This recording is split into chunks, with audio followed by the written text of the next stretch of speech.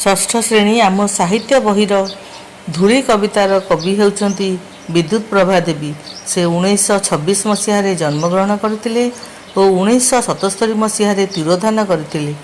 केन्द्रापड़ा जिला अंतर्गत नाटरा ग्राम तांकर जन्म।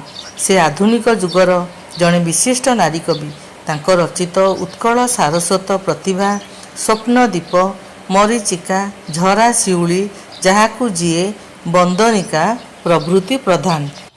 आकाश तले धूली कणा मु विश्व अति सान, जीवन मोर नाही तो केबे का साथे अभिमान। जंतु जीव सबुरी पाद पीड़ई नीति मते, निर्विकारे तथापि मुही पड़ी धरा पथे।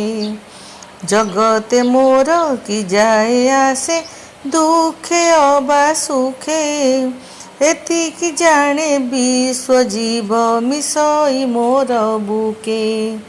वाक्यहीन निस्व मुही भरसाहीन चिर, सकल चाप नेबारे सही दक्ष ए मो शिर।